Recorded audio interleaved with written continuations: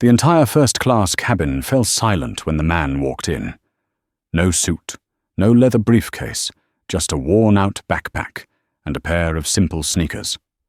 Among rows of golden seats filled with expensive perfume and quiet luxury, his presence felt like a scratch on a perfect painting. Daniel Carter, 42 years old, CEO of Pacific Horizon Airlines, but this morning no one knew that. No VIP card, no escort he chose to fly as a regular passenger, wanting to experience the service of the very airline he'd ran. He walked slowly, his eyes steady, carrying the calm of someone long used to being judged before being understood. Across the cabin, Olivia Brooks, the 38-year-old chief flight attendant, looked up. In 15 years of flying across the world, she believed she could read anyone within seconds. Yet this time she hesitated. No suit, no cabin luggage, no luxury watch. A passenger like that in seat 2. Olivia glanced quickly toward the cockpit. Captain Mark Reynolds, 49, was reviewing the control panel. When their eyes met, she gave the slightest nod toward seat 2A. Mark responded with a subtle nod of his own, wordless, but enough to ignite a quiet alarm inside her. Daniel sat down in seat 2A. He opened his laptop, pulled up the financial report, and exhaled slowly. Outside, sunlight spilled through the window, reflecting off the metallic surface of the tray table. Inside, every pair of eyes seemed to follow him, some curious, most skeptical.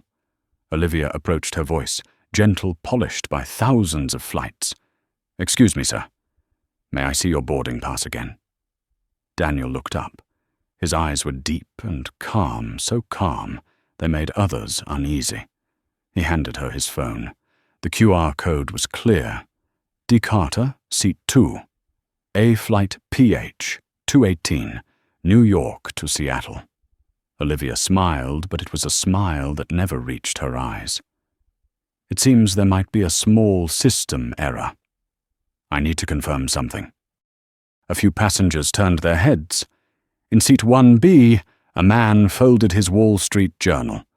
In the row behind, a blonde woman, Karen Whitfield, leaned toward her husband and whispered, "Probably a fake ticket. They make them so realistic these days." Daniel heard it all. He didn't move. His fingers tapped lightly on the keyboard, each tap a quiet rhythm of restraint. How many times had it been now? The boardrooms where he was mistaken for a delivery man.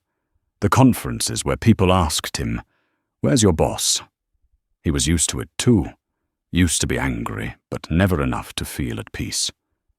Olivia turned away, pressing her earpiece and speaking quietly.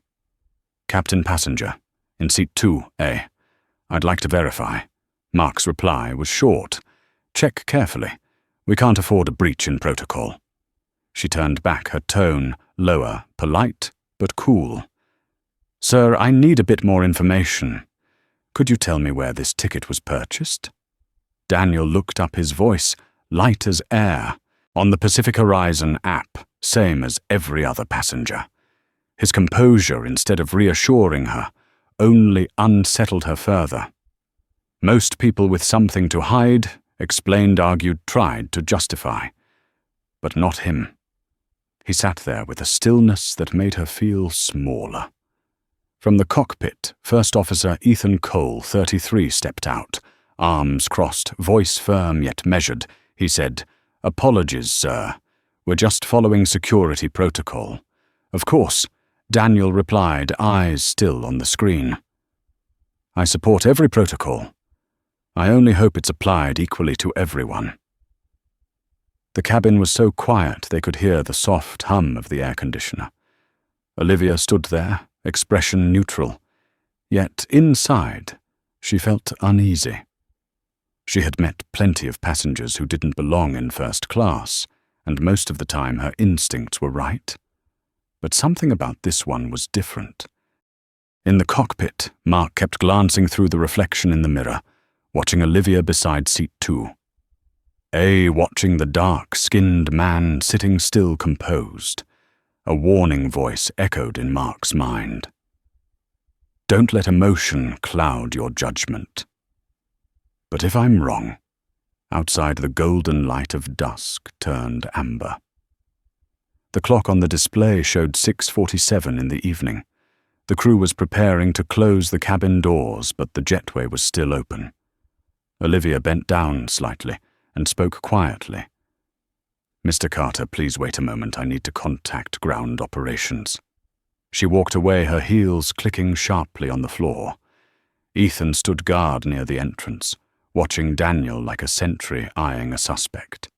In seat 3, C. Karen spoke again this time, loud enough for everyone to hear. These days anyone can fake a boarding pass. I read about it online. Several passengers nodded in agreement. Daniel leaned back in his seat, his gaze drifting toward the window. Outside, another plane took off, rising into the sunset, until it disappeared. He smiled faintly. People always think they're protecting order, when in truth they're protecting their own prejudice, in the name of it. Minutes later, Olivia returned with Samantha Price, the ground operations manager, a sharp, poised woman with hair pulled tight into a bun and eyes like blades. Behind her, Captain Mark stepped out of the cockpit, his stance straight, his tone firm and commanding. Mr. Carter, we've detected an irregularity with your ticket. We'll need you to step off the plane for verification. The entire first-class cabin turned to look. Karen murmured under her breath, I knew it. Daniel closed his laptop and looked straight at Mark, his voice low but clear. What kind of irregularity, Captain? I checked in properly, past security, and no alert was raised. Could you specify? The air seemed to compress. Olivia's fingers tightened around her phone. Samantha crossed her arms. Mark frowned and took a step closer. You can cooperate or we'll have to call airport security. A brief silence followed. Daniel met Mark's gaze, calm, steady, without anger or fear. So still it reflected the trembling in others. You can call them, he said softly, but before you do, make sure you understand the consequences of accusing a passenger without evidence. Olivia felt her heartbeat quicken. His words weren't loud nor aggressive, yet they sliced through the tension like a blade. Somewhere nearby, a passenger lifted their phone camera, aimed at seat 2A. A single grain of dust had just fallen into the gears of fate, and no one yet realized it would soon bring the entire system to a halt. Outside, the New York sky burned crimson with the setting sun. Inside flight PH-218 had not yet taken off, but a different journey had already begun. One that would strip bare everything people called procedure, when in truth it was prejudice. And Daniel Carter, the man in seat 2, didn't yet know that in less than 20 minutes his name would be on every headline across America. The air on flight PH-218 grew thick, heavy enough to feel. The faint murmurs threading through the first-class cabin were sharper than the chill of the air conditioner. From the business section behind, a few curious passengers craned their necks forward, seeing only the dark-skinned man sitting motionless in seat 2. A calm in a way that seemed unnatural, surrounded by a circle of doubtful stares. Olivia Brooks stood just a few steps away, her phone trembling slightly in her hand. She had handled drunk passengers before, had calmed people during turbulence, but never had she felt her heart race like this. She didn't understand why doing everything by procedure made her feel guilty. But when Samantha Price, the ground operations manager, appeared, the sharp rhythm of her heels striking the floor restored Olivia's professional mask. "Good evening, Sir," Samantha said, her tone soft, precise, and cold as steel. "I'm the ground operations manager. We've noticed some irregular activity linked to your ticket in our system." Daniel looked up. "What kind of irregularity?" Samantha swiped her fingers across her tablet. "According to our data, your ticket was purchased using loyalty points, and those points might have come from an unauthorized source. Additionally, it's possible you bought the ticket through a third-party agent, which violates Pacific Horizon's policy." Olivia glanced at Samantha, silently relieved. Finally, there was something specific to hold on to, something she could call a reason. No more uncertainty. Rules and logic, something she could cling to. But Daniel simply tilted his head, his voice steady. "Loyalty points, I didn't use any. I paid with my personal credit card through the airline's official app." "Would you like to see the bank statement?" Samantha froze for a moment. She hadn't expected that. "That won't be necessary," she replied. "But we do have the right to ask you to step off the aircraft while we verify the information." Daniel closed his laptop, set it on the table, his hand gripping the armrest slightly, as if anchoring his composure. "And if I refuse?" The question hung in the air, colliding with the wall of silence, enclosing the cabin. Captain Mark Reynolds stepped forward, his voice metallic. "Sir, when the captain deems there's a potential security concern, we have the right to request a passenger to disembark. I hope you'll cooperate." Daniel lifted his eyes, locking onto Mark's. "Captain, I am cooperating, but I need a legal reason, not a suspicion. I passed security, and no alert was raised. If the airline wants to verify something, do it after the flight. Right now, I have a valid ticket and no lawful reason to be removed." Every word fell slow and heavy, yet clear enough to make Olivia's spine tighten. The man didn't speak like someone caught in a mistake. He spoke like someone holding up a mirror to them all.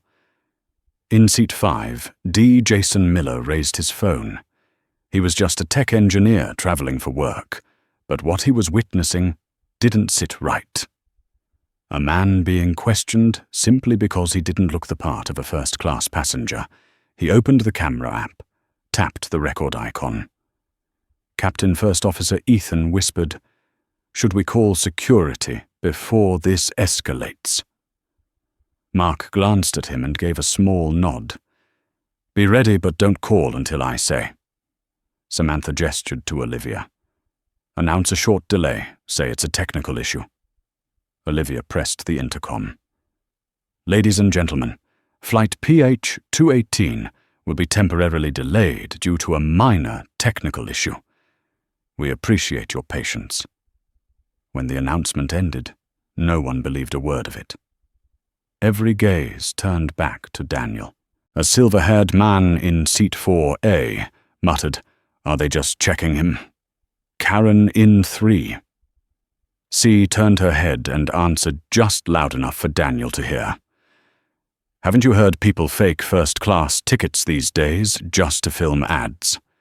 A few short laughs rippled through the rows. Daniel looked down at his hands. They trembled slightly, not from fear, but from anger. He thought of his own employees, the ones he always reminded, treat every passenger as if they were the CEO of the airline. And now he was the one being treated as if he didn't belong. Samantha exhaled quietly. She had handled hundreds of crises, but never had she seen a passenger stay this composed. There was something about this man that unsettled her. She turned to Mark. "I'll call airport police. Let them handle it." Mark nodded. "Do it." As Samantha reached for her phone, Daniel's voice cut through the air, low but steady. "Before you call, let me remind you, I am a lawful citizen, and my ticket is valid. If you remove me from this plane without specific grounds that constitutes a violation of civil aviation law, and it could result in legal action. Olivia swallowed hard. His voice carried no tremor, no aggression, just the plain weight of truth. Mark replied, his tone deep but no longer as sure. "We're acting in the interest of flight safety, Mr. Carter." Daniel met his gaze. Captain safety isn't determined by a passenger's skin color. Silence fell again, long and heavy. Then from row 5, D. Jason spoke up. "Excuse me, but I also bought my ticket through the app. If the airline needs to verify something, I can show mine too, just to make sure we're being fair." Olivia spun around. "Sir, please do not interfere." "Interfere?" Jason raised an eyebrow. "I'm just asking why he's being treated differently. If he's wrong, then so am I." Mark's jaw tightened. "If you continue, I'll have you removed from the plane as well." Jason leaned back, saying nothing, but the phone in his hand kept recording. The camera pointed toward seat 2A, where Daniel sat motionless, his eyes glinting with a cold light, the kind of light born from understanding exactly what was happening, and knowing that this time he wouldn't stay silent. On Jason's phone screen, a small red banner appeared, Facebook Live 3 viewers. He said nothing, just let it stream. Samantha turned to Mark, voice low but urgent. "Security will be here in 3 minutes." Mark nodded and spoke into the microphone. "Ladies and gentlemen, if this issue isn't resolved within 3 minutes, the flight may be cancelled. We apologize for the inconvenience." The cabin erupted with frustration. "Unbelievable," someone shouted. "Cancelling an entire flight because of one passenger. Oh, come on. I've got a meeting in Seattle at 9. Karen in 3. C turned to her husband, her voice sharp. All because of him. If he hadn't made it a big deal, Jason swung his camera toward her. "If you want someone to stay quiet, make sure you're not asking them to endure injustice." Karen's face flushed red as she turned away. Daniel remained still, his eyes fixed ahead. In his mind, his father's voice echoed a railway worker who once told him, "You can stay silent to stay safe, but if everyone stays silent, no one is respected." Daniel took a deep breath. This time he wouldn't stay quiet. This time he would make sure the world saw. Outside the window, the New York sunset had vanished. Darkness thickened, and the plane's red beacon light blinked steadily like the heartbeat of a system, moments before collapse. Daniel Carter, the man in seat 2. A knew that when the police stepped into that cabin, everything would change, but he didn't yet know that within minutes, one phone call would turn their entire world upside down. 3 minutes. That was the window Captain Mark Reynolds announced before cancelling the flight. Yet inside the suffocating stillness of first class, those 3 minutes stretched like 3 hours. The overhead lights stayed a hard, cold white, and every gaze fixed on one place, seat 2A, where Daniel Carter sat upright, his eyes so calm it was frightening. He no longer had his laptop open, no more fingers on the keys. He simply sat there, the quiet eye of a storm gathering force. Ahead, Olivia Brooks pinched the nearest armrest, her palm damp with sweat. She kept telling herself she was only doing her job, that everything would end once the police arrived. But deep down, she knew they had gone too far. She remembered Daniel's eyes, not angry, not vengeful, only disappointed, and that scared her more than any threat. In row 5, D. Jason Miller held his phone low, the camera still rolling. The little red word, "Live," blinked in the corner of the screen. A minute ago, there were only 10 viewers. Now it was over 100. Comments began to appear. "What is this? Is this another case of racial discrimination? He looks like any normal passenger." Jason swallowed. He had never imagined he would film a video like this, but something in him said, He had to do something. Silence could not be allowed to swallow this moment. The cockpit door opened. Mark stepped out, a big frame with a pale face. "Samantha, are the police here?" "Yet. They are on the way. 2 minutes." She answered, her voice dry. "Prepare to bring them in," Mark ordered. Olivia glanced out the window. Airport police cruisers had pulled up beside the jet bridge. Blue and red lights flashed against the fuselage, pulsing like the erratic heartbeat of a system on life support. "Mr. Carter," Samantha said, trying to soften her tone, "please cooperate and come with us outside. It will only take a few minutes to check, and you can return." Daniel lifted his head, looking straight at her. "If you want me to leave, you need to present a specific basis.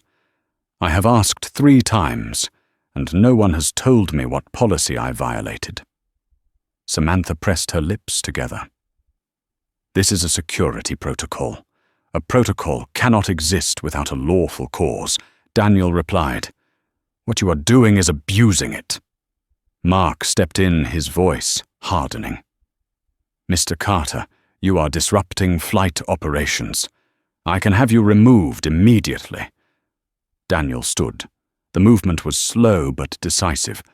He was half a head taller than Mark, his stance as straight as a declaration. "Captain Reynolds," he said, low and firm, each word hitting the steel floor, "I will step off this aircraft if you have legal grounds. If you do not, I will remain, and you will be accountable under the law." A small chime cracked the air. Jason glanced at his phone. The viewer count had jumped to 300. Comments poured in. "He is right, I am. At JFK. Is this really happening? Keep filming, do not stop." Olivia felt her mind spin. Everything she had believed about following procedure was wobbling. What if he was right? What if all of their suspicions were only prejudice? The door opened. 2 police officers stepped in, one grey-haired, one younger. They looked around then toward Mark. "What is going on here?" asked the grey-haired officer, Howard Banks. Mark pointed at Daniel. "This passenger refused to deplane after we found indications of ticket fraud." Howard frowned. "Do you have evidence?" "We are verifying with the technical team," Samantha interjected. "Verifying or assuming?" Howard asked, his voice low but weighty. Daniel said nothing. He took out his wallet, placed his identification gently on the table.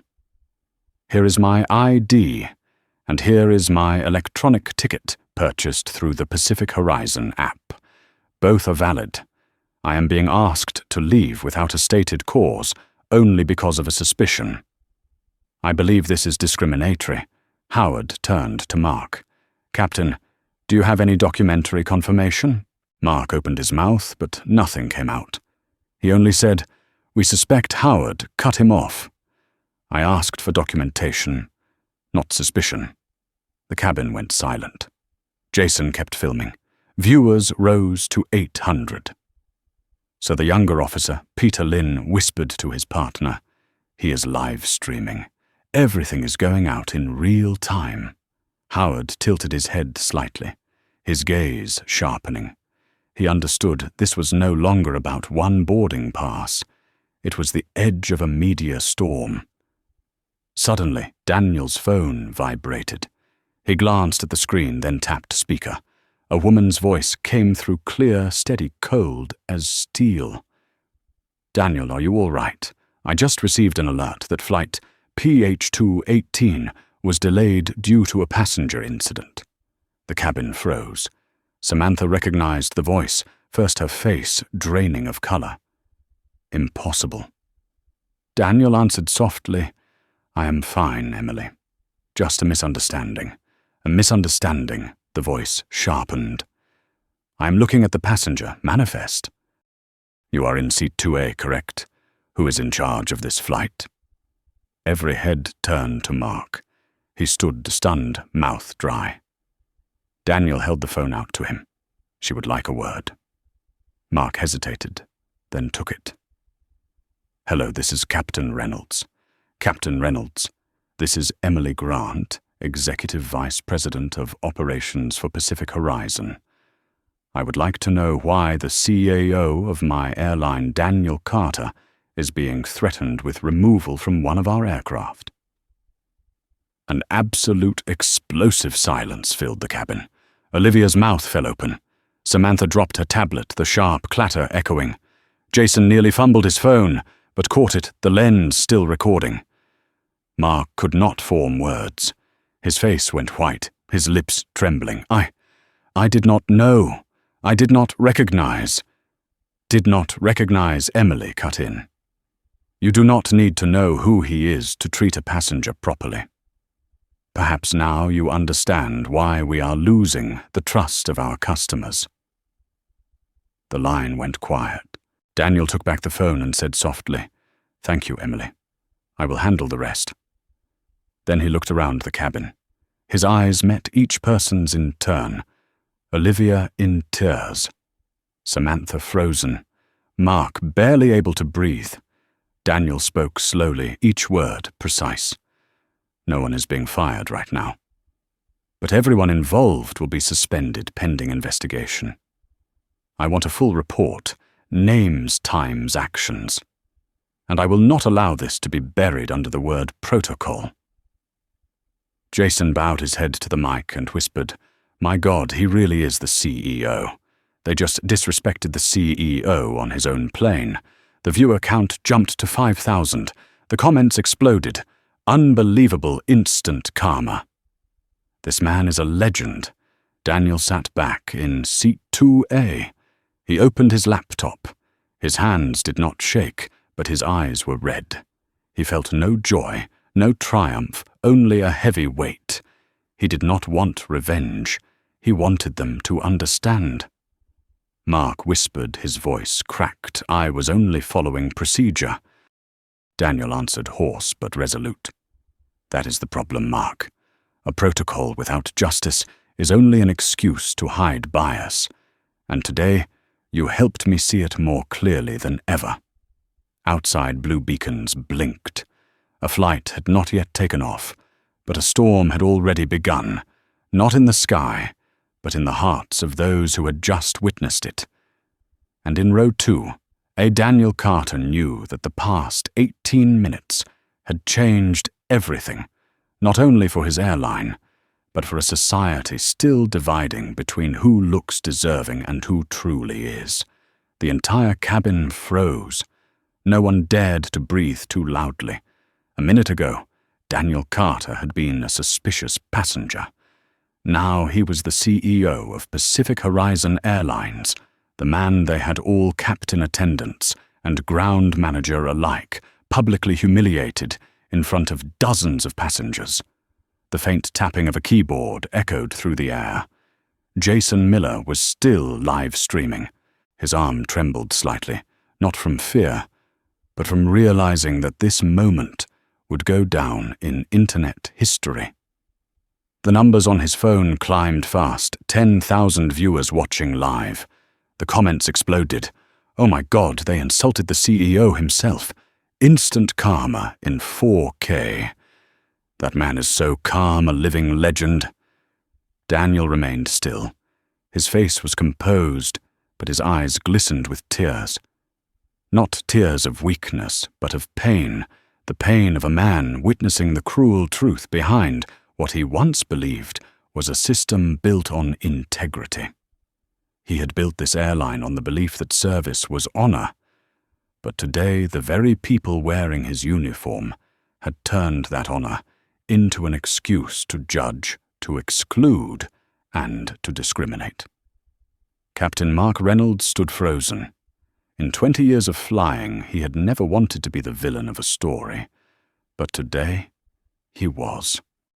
In his mind flashed the image of his 2 daughters waiting for him back home near Boston, his wife, who had always believed he was a good man, all of it dissolving in the cold wind of shame.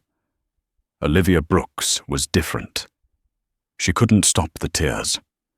She remembered every second standing in front of Daniel, his calm gaze forcing her to look inward.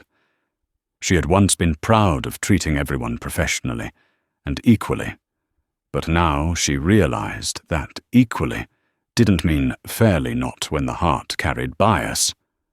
Daniel stood and turned toward the captain and Samantha. His voice was low, steady, but it filled the cabin. "You are not being fired right now, but I am placing this entire crew on administrative leave, pending an independent investigation. All data from Flight P, H218, cabin footage, ticket logs, internal reports will be collected and sent directly to the company's ethics board. I want to know whether this was an individual mistake or a disease in the system." No one responded. Samantha clutched her tablet like a shield. Olivia bowed her head, mascara streaking down her cheeks. Mark was gasping, his hands trembling so hard he could barely clench them.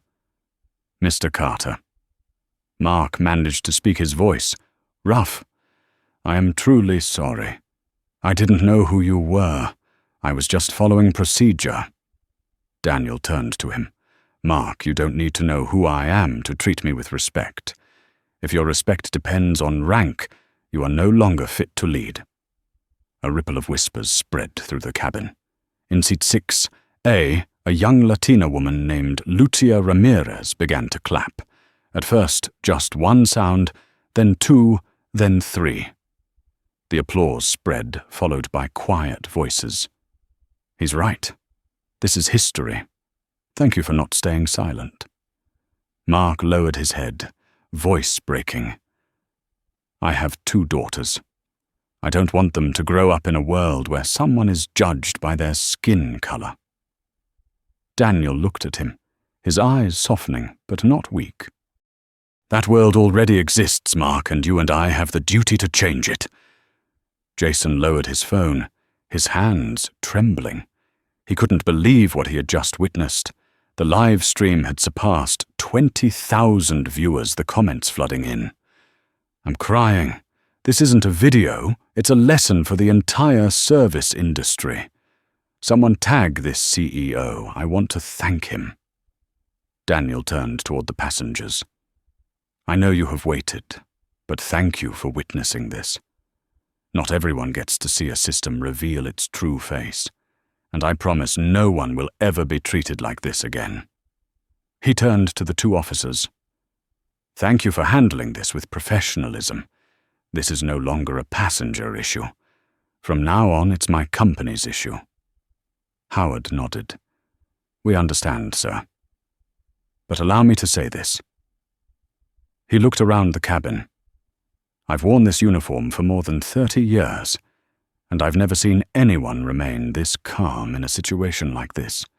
They owe you an apology." Daniel nodded quietly. He sat down, opened his laptop, typed a few quick commands. On the screen appeared Administrative Suspension Order, Flight Crew PH218, effective immediately. He signed his name electronically. The air in the cabin began to settle, but no one dared to speak. The silence wasn't peaceful. It was the aftershock of an earthquake. 3 hours later, when the flight finally departed with a new crew, Jason's video had surpassed 5 million views. Online headlines blazed across news outlets. CEO humiliated by his own airline staff on flight. 18 minutes that exposed the bias of American aviation. The man in seat 2, AA, new symbol of justice. In Pacific Horizon's Seattle headquarters, phones rang non-stop. Reporters called shareholders, called employees, sent apology emails. Emily Grant, the executive who had made the call, was in an emergency meeting with the communications team. "No spin," she said sharply. "We admit it, we fix it." This story won't be twisted, because he is the truth. In New York, Mark sat alone in his hotel room. The TV replayed the video. He saw himself, his harsh tone, his suspicious gaze. He had never felt such shame. His phone buzzed, a message from his wife. "The girls and I saw the video. We still believe you can do the right thing. Don't give up. Learn from this." Mark lowered his head into his hands. For the first time in years, he cried. As for Olivia, she couldn't sleep. Sitting in her small apartment overlooking the Hudson, she replayed Daniel's eyes in her mind. No one is born prejudiced. We are taught to see others through distorted lenses, and only when someone forces us to look straight do we realize how wrong we've been. She opened her laptop and wrote an email to the CEO's office. "Dear Mr. Carter, I don't ask for forgiveness. I only want to thank you for making me see myself. I promise I will never let anyone be treated the way you were today."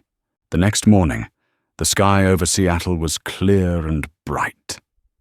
Daniel Carter walked out of the airport. No security guards, no fanfare. In his hand was a cup of black coffee, his phone lighting up with more than 1,000 unread emails. He opened one internal memo request for special investigation review of business class screening procedures proposal for full retraining program. He smiled faintly. What he felt was not pride, but determination, because he knew what had happened on flight PH-218 was no accident. It was a mirror reflecting an entire system, and he was ready to hold that mirror up for everyone to see. Across the internet, the hashtag Justice for 2A spread everywhere. People shared, commented, told their own stories, times they had been doubted, dismissed, silenced. But now they weren't silent anymore. Daniel looked out toward the runway, where another plane was preparing for takeoff. He whispered softly, like a promise carried on the wind. This is only the beginning. 2 days later, America woke up to a story that was setting social media on fire. The video from flight PH-218 had surpassed 12 million views in just 48 hours. Every morning, news program replayed the moment when the man in seat 2A, calm and resolute, spoke words that millions felt had finally been spoken for them. Respect doesn't require a first-class ticket. On Twitter, the hashtag Justice for 2A climbed to the #1 spot nationwide. People who had once stayed silent began sharing their own stories. A black store clerk accused of stealing a student detained at an airport because he didn't look like a businessman. Hundreds of thousands of posts asked the same question: when will prejudice stop boarding with us? At Pacific Horizon Airlines headquarters in Seattle, a storm was unfolding. The boardroom on the 40th floor was packed, yet so silent the ticking of the clock could be heard. Emily Grant, the executive vice president, stood before the large screen. She pressed the remote. On the screen appeared a red headline, "Preliminary Investigation, Report Incident on Flight PH-218. Emily read aloud each word, hitting like a hammer. Verified evidence shows the flight crew violated passenger verification protocol, failing to comply with the anti-discrimination principle under Article 8.3 of the Civil Aviation Code.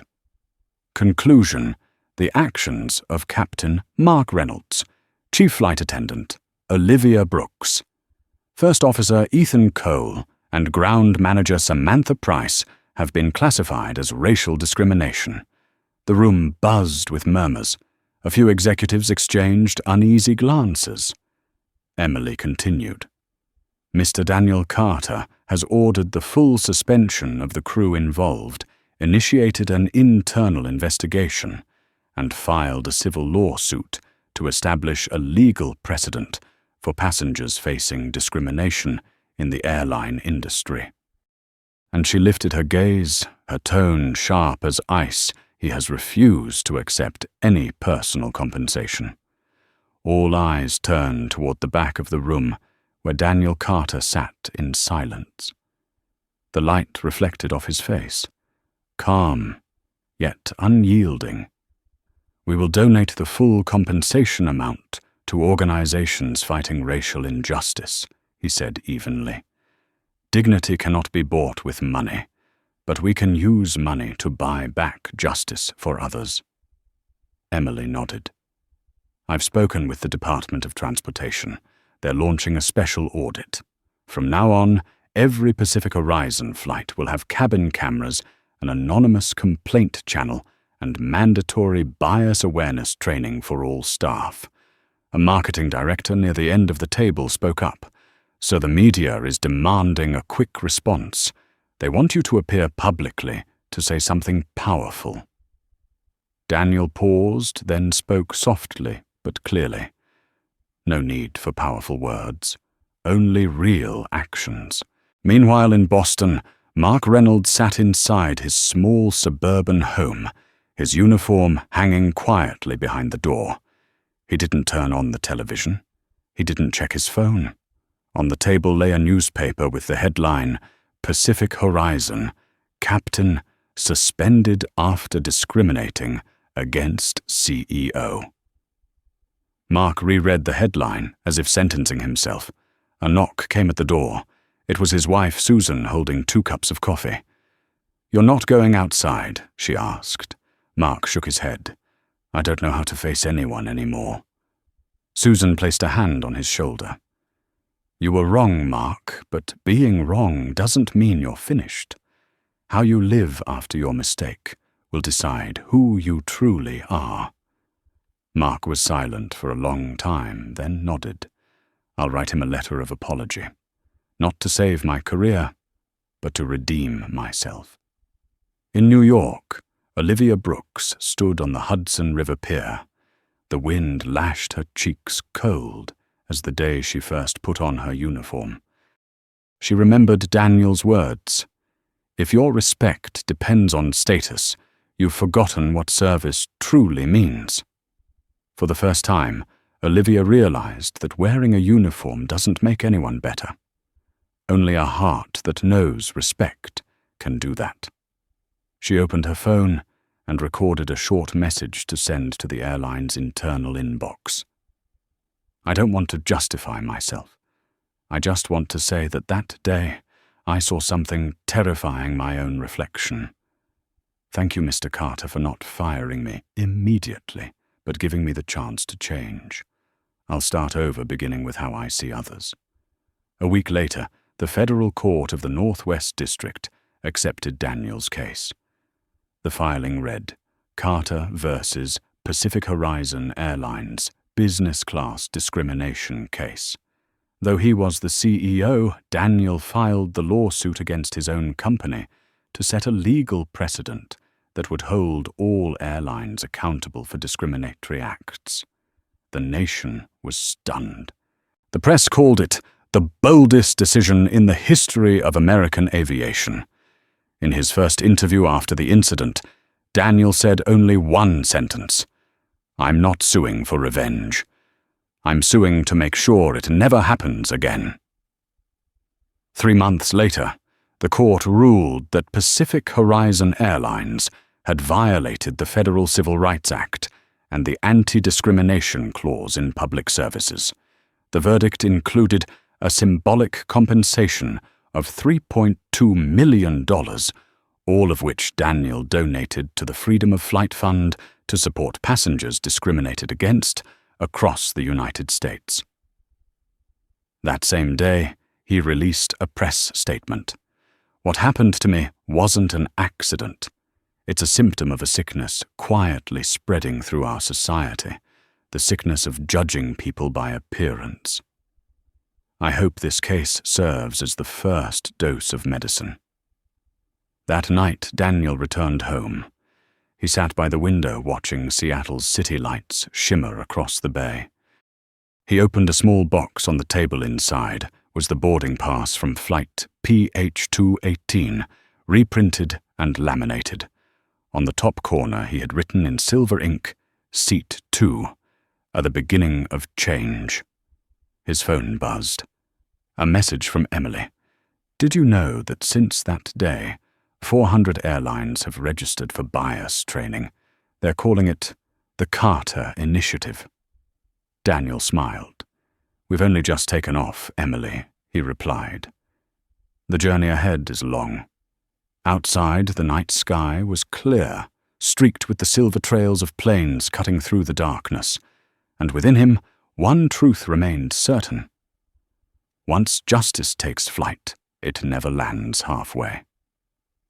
3 months after the historic lawsuit, America once again turned its eyes to Washington, D.C. At the National Convention Center, thousands filled the Grand Hall.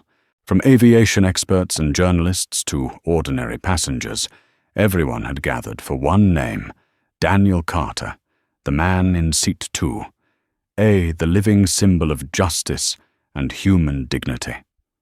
Behind the stage, Daniel stood quietly.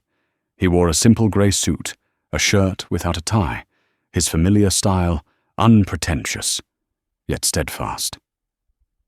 Beyond the curtain, the sound of camera shutters echoed non-stop. Light from the stage cut through the darkness, casting rays across his face, like brushstrokes, the light of truth finally seen.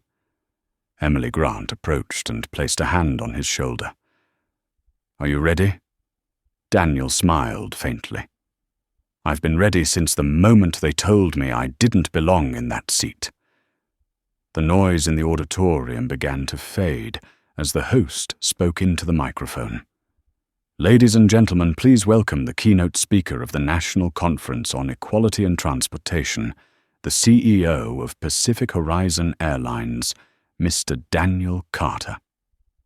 The applause thundered like a wave. Daniel stepped onto the stage, ignoring the flashes and cameras pointed his way. He looked only toward the audience faces he felt he had known all his life: a black woman holding her son's hand, an airport worker wiping tears, a passenger who had once written him a letter of gratitude. He began to speak. His voice was deep, warm, and carried far without needing amplification. 3 months ago, I was just a passenger in seat 2, preparing for an ordinary flight like anyone else. I had no idea that seat would become a symbol of something much greater, the way we treat one another when we don't know who the other person is.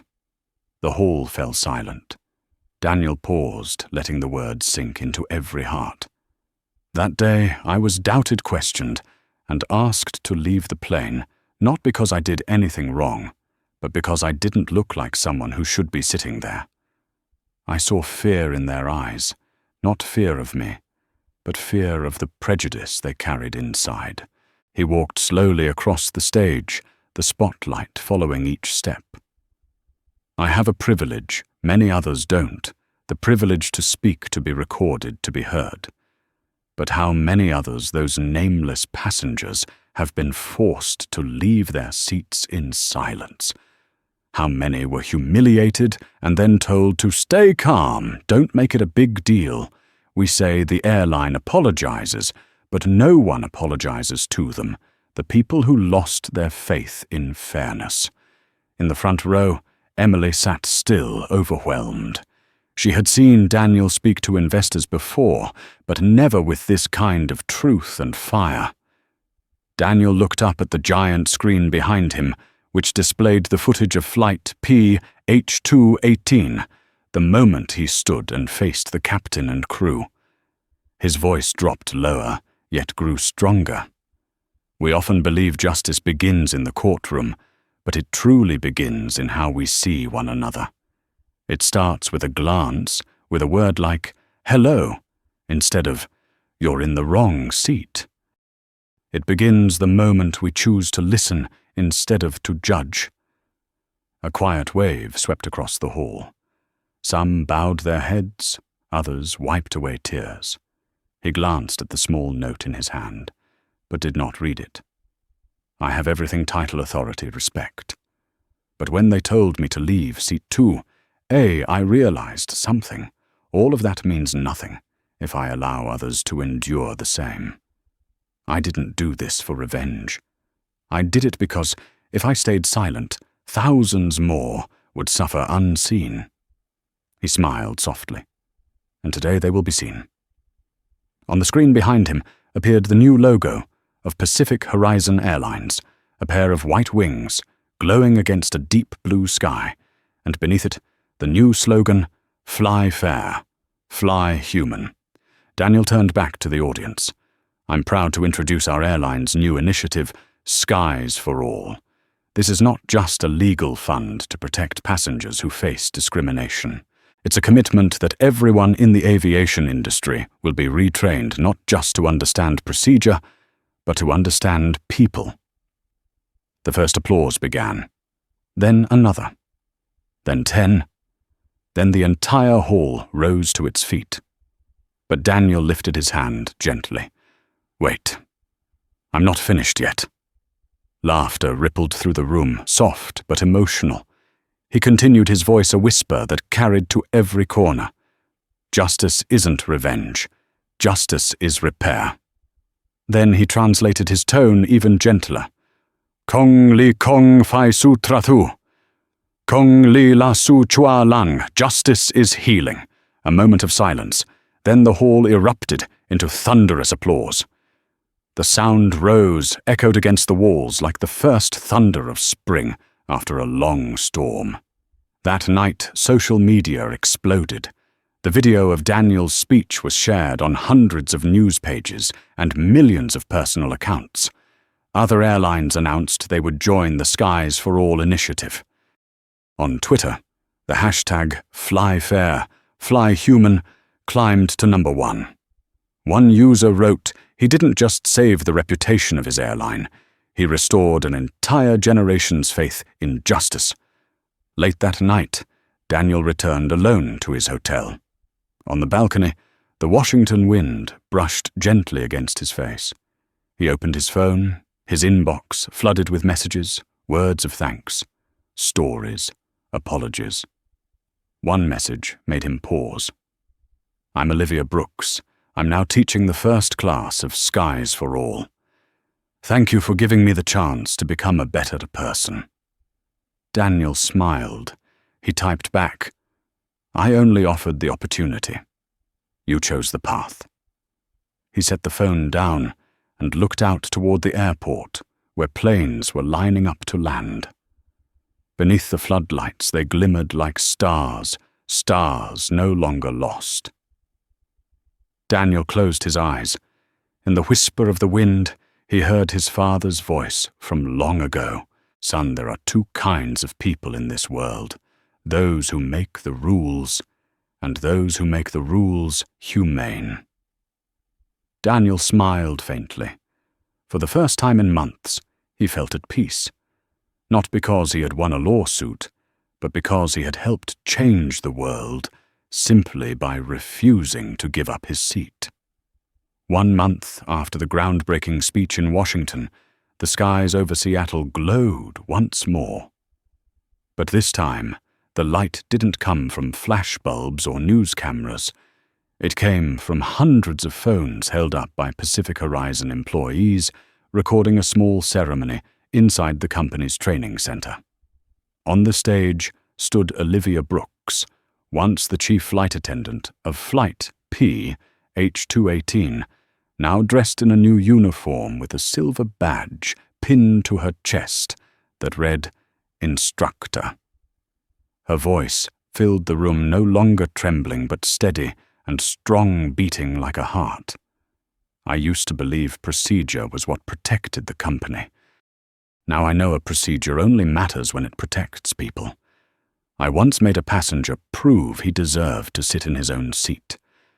But today, I teach you to look into a passenger's eyes instead of their skin color, their clothes, or their ticket class." The room fell silent. Some people wiped their tears, others scribbled notes quickly. In the corner, Daniel Carter stood, watching quietly. He didn't speak, didn't intervene. He simply smiled, the quiet smile of someone seeing the seed he planted finally take root silently but powerfully. From Seattle, news of the Skies for All program spread nationwide. Other airlines began sending their crews to learn. Within 6 weeks, more than 10,000 flight attendants, captains and ground staff had completed unconscious bias in aviation, the first training program on implicit bias in the history of American aviation. Newspapers that once criticized Pacific Horizon now called it a moral revolution in the skies. Forbes magazine wrote, "Daniel Carter isn't just leading an airline.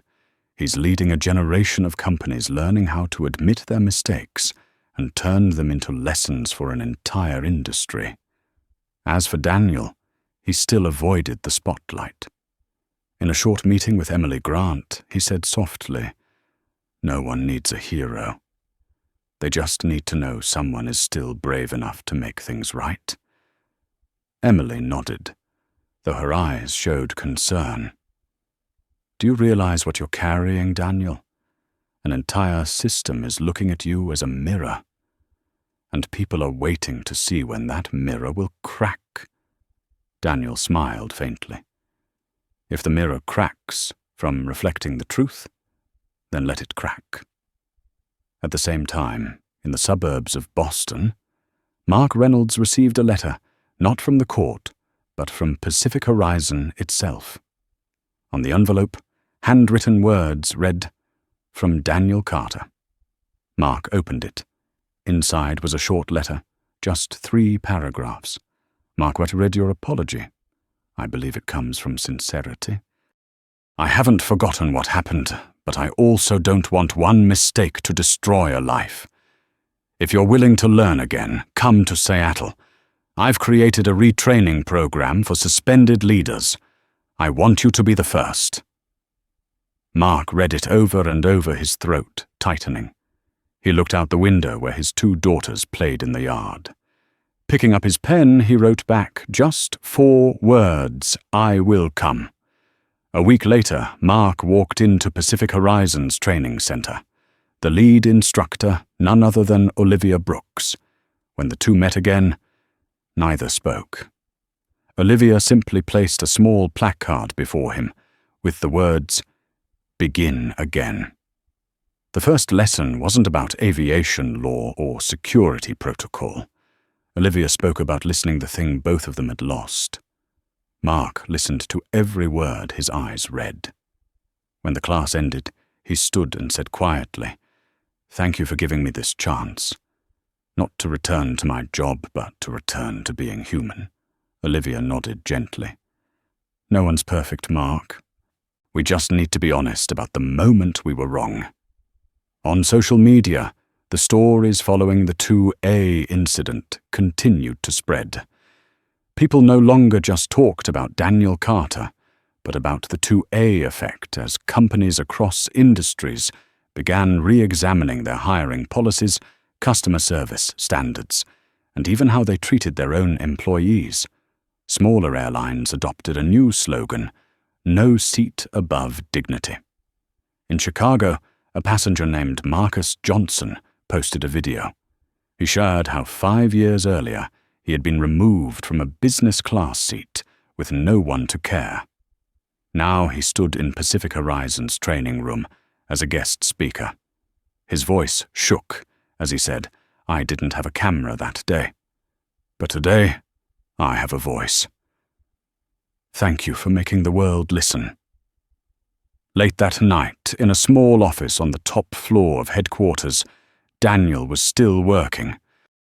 The desk lamp cast a warm light over his face, no longer tense, but calm, the look of someone who understood that real change never happens overnight. The door opened, and Emily stepped in. "You're still here.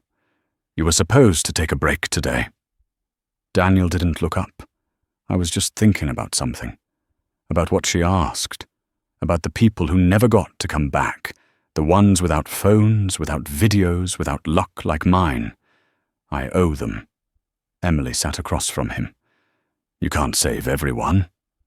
"No," Daniel replied, "but I can make sure this system stops hurting anyone else." He handed her a paper with rough handwriting on it. "Passenger Equity Act." Emily's eyes widened. "You're drafting a bill." Daniel nodded. "I've spoken to a few senators. If it passes, every airline will be required to record passenger incident data and publicly disclose discrimination complaint rates. No more handled internally." Emily leaned back, exhaling. "Don't you ever get tired?" Daniel smiled. "No, because justice has no final flight." Outside, rain drizzled over Seattle. Daniel looked out the window, watching the lights of a plane landing in the distance. He imagined somewhere inside, a flight attendant was smiling sincerely at a passenger, without judgment. A captain was saying welcome aboard with genuine warmth. Somewhere, a dark-skinned passenger sat peacefully in a first-class seat, opening his laptop, and no one asked him, "Are you sure you're in the right place?" Daniel closed his eyes, exhaling softly. Justice perhaps isn't the sound of a gavel in a courtroom. Justice is when people no longer have to prove they deserve respect.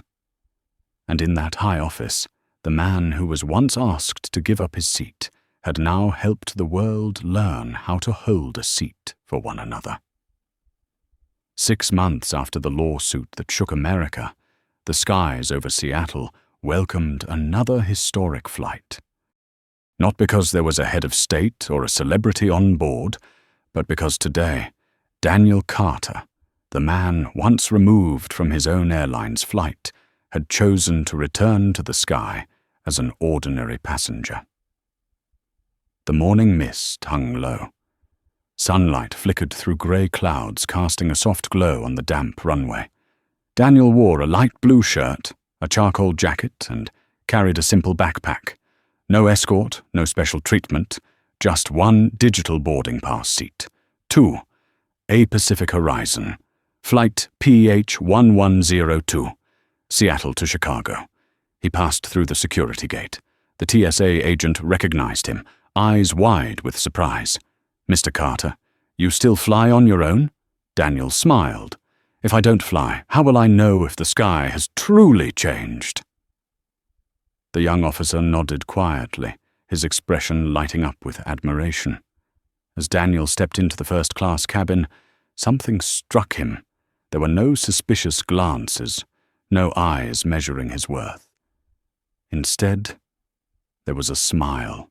A flight attendant approached her hair, neatly tied her face, bright and warm. "Welcome back, Mr. Carter," she said. "My name is Natalie Brooks." Daniel paused. That last name, Brooks, brought back a memory. She smiled gently, as if understanding what he was thinking. "Yes, sir," she said softly. "I'm Olivia Brooks's sister." The cabin fell silent for a heartbeat. Daniel said nothing for a few seconds, then nodded. "Your sister is a brave woman." Natalie's voice trembled slightly but carried warmth. "She told me that if I ever had the honor of serving you one day, I should say this: thank you for not destroying my sister's life, but for helping her find herself again." Daniel smiled kindly, his eyes glistening with emotion. "No one destroys anyone, Natalie. We just help others see the parts of themselves they've been afraid to look at." As the plane took off, Seattle disappeared beneath the blanket of clouds. Daniel leaned back, watching the white layers drift beneath the wings. On the screen before him, the Pacific Horizon logo shimmered, its message clear and simple: "Fly fair, fly human." He closed his eyes and exhaled softly. For the first time in more than a year, he felt what it meant to fly without the weight of who he was. In the calm of the sky, Daniel opened his laptop and began typing a few notes. Not financial reports, but a draft of a new speech. He typed the title at the top: "When the Seat Becomes a Symbol." It was a speech he planned to deliver at the Global Aviation Union next month. The theme: "How Humanity Can Redefine Aviation Security." He wrote, "Not every threat comes from bombs or knives. Sometimes the greatest danger is indifference. A system that believes it's safe because it eliminates what's different is a system that has already lost its humanity. He paused, looking out the window. Sunlight pierced through the clouds, reflecting off the plane's wing. He remembered that night a year ago, sitting in this very seat, surrounded by eyes full of judgment. He could still hear Olivia's cold voice. "Sir, it seems you're in the wrong seat." But this time, everything was different. Beside him, Natalie placed a drink on his table. "Black coffee, no sugar, right?" Daniel looked up, surprised. "How did you know?" Natalie smiled. "My sister told me. She remembers every detail of that day." Daniel nodded, lifting the cup. The aroma filled the cabin, a familiar scent. The scent of freedom. In row 3, B, a salt-and-pepper-haired man, recognized him. Mr. Carter. Daniel turned slightly. "I'm sorry to interrupt," the man said, "but I'm an engineer at Boeing. My daughter decided to study aviation because of your speech. Thank you for making her believe that justice can soar higher than prejudice." Daniel shook his hand, eyes gleaming. "Justice doesn't fly higher," he said gently. "We just have to learn not to fly alone." About 30 minutes later, a soft chime sounded the signal for meal service. Natalie rolled the service cart down the aisle. A young passenger whispered, "Who is that? Everyone keeps looking at him." The man in 3B leaned closer and replied quietly, "That's the man in seat 2, the one who changed the entire aviation world." Natalie heard it, but Daniel didn't turn around. He simply sat still, gazing out the window as sunlight melted across the clouds. He didn't crave recognition. He only hoped that from this day forward, every passenger would be welcomed for who they were. As the plane began its descent toward Chicago, Daniel unlocked his phone. A notification popped up: Passenger Equity Act, approved by the Senate, 72 votes to 28. He stared at the numbers for a long moment, then smiled. At that same moment, in the Brooks family living room in New York, Olivia burst into tears as she watched the news. In Boston, Mark Reynolds gripped the hands of his 2 daughters as they shouted, "Dad, they passed the law," in San Antonio.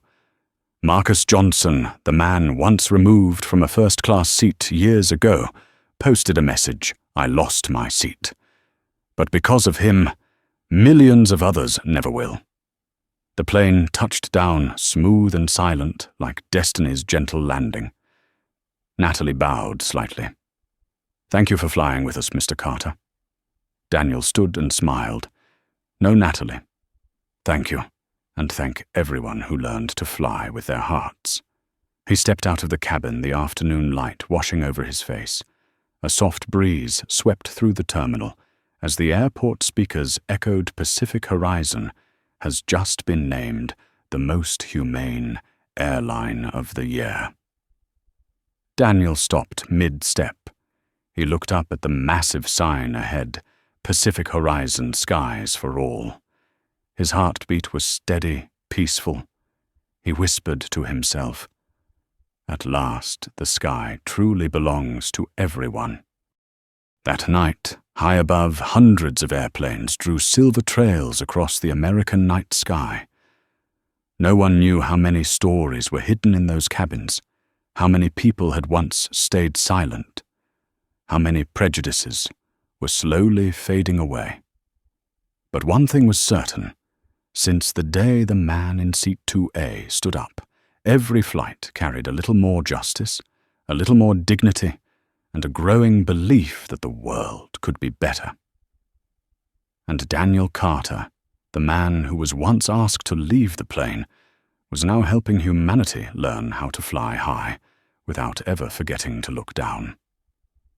1 year after flight, PH-218. America had changed. No one spoke of the airline scandal as a disgrace anymore. It had become a beginning, a turning point for conscience and justice. At airports, large and small, new billboards from Pacific Horizon displayed the same simple message every seat matters. Each seat holds value. Those words were not a marketing slogan, but a quiet reminder of a day long ago when a man was forced to leave his own seat, and instead of walking away, he chose to stand up and change the sky itself. That evening, in a small office overlooking the Seattle Bay, Daniel Carter sat by the window, the city lights reflected in his eyes. On his desk lay an old boarding pass seat, 2A, now faded, carefully framed. Beneath it, he had written a line in silver ink. "It's not the seat that defines the person, but how we hold a seat for one another." The office door opened. Emily Grant walked in carrying a thick envelope. "First-year report for Skies for All," she said, her voice tinged with pride. "How many cases were handled?" Daniel asked. 473, she replied. "But none were buried this time. Every case was made public, transparent. And more importantly, complaints have dropped nearly 60%. Daniel nodded softly, eyes glistening. "We didn't change the world overnight," he said, "but at least we helped it start to wake up." At that same moment in New York, Olivia Brooks stood before a class of new trainees, a room full of young faces. She retold the story of the man in seat 2A without ever mentioning his name. Her voice was calm, low, but carried the quiet strength of truth. "We cannot fly high," she said, "if we still look down on others." In Boston, Mark Reynolds, now an ethics training advisor for the airline, was teaching his course titled Empathy in Command. He ended the session with one simple line: "Justice isn't only found in a courtroom. It's in the moment you choose to listen instead of judge." As night fell, Daniel stood on the rooftop of Pacific Horizon headquarters. Above him, the sky shimmered with faint trails of light left by planes crossing the horizon. He smiled and whispered to himself, "The sky doesn't belong to anyone. It belongs to everyone." The wind swept by, carrying with it the echoes of the past of tears, apologies, and the sound of reconciliation. A new chapter had begun, not only for Pacific Horizon, but for the world itself. Because, from that moment on, justice was no longer bound to the ground. It had learned how to fly. 2 years after flight, H-218, a new exhibit was unveiled at the National Museum of Transportation and Equality. On the wall under a soft golden light stood a large glass frame. Inside it, just one weathered boarding pass, its corners frayed, printed with the words, "Seat 2, a Pacific Horizon, Flight P-H, 218. Below it, a small plaque read, "The seat that changed the way the world sees one another." The crowd stood in silence. Among them, Daniel Carter blended quietly into the line of visitors, unnoticed and content that way. He hadn't come to be honored. He had come to remember. Nearby, a little brown-skinned girl, no older than 8, held her mother's hand and pointed at the display. "Mom, is this the man who made it so everyone can sit in any seat they want?" The mother smiled gently. "Yes, sweetheart." And he did it simply by refusing to give up his own. Daniel lowered his head, emotion welling in his chest. He turned toward the tall glass window, where a Pacific Horizon plane was taking off, slicing through white clouds, and leaving behind a long silver trail like a ribbon of light. Inside him there was no anger left, no bitterness, only a deep and quiet peace. He knew now that what mattered most was not who had been right or wrong, but that the world had learned to stop being silent. As he left the museum, Daniel paused by a stone plaque engraved with his own words. "Justice isn't revenge. Justice is repair." He placed his hand on the inscription and closed his eyes. A gentle breeze swept through, carrying the sound of children's laughter somewhere nearby. The sky was crystal clear. Daniel Carter smiled softly and whispered, "Fly safe, world." Then he walked away, disappearing into the crowd, an ordinary traveler leaving behind an extraordinary legacy, a sky where every human being is seen, respected, and free to fly. From the perspective of an expert in ethics and leadership culture, Daniel Carter's journey was never just about a first-class seat. It was a test for an entire era, one where power is no longer measured by status, but by how we treat others when we have no idea who they are. When one man calmly said, "I will not leave my seat," he forced an entire system to re-examine its own seat, the seat of justice, of dignity, of trust. Because in the end, what keeps this world standing is not law alone, but the kind of reasoned kindness that gives law its soul. If you believe that justice can rise higher than prejudice, then, like this video, to share that message and subscribe to join us on more journeys where humanity takes flight. And before you go, comment below with the phrase that best reflects your faith in what is right. Hold your dignity.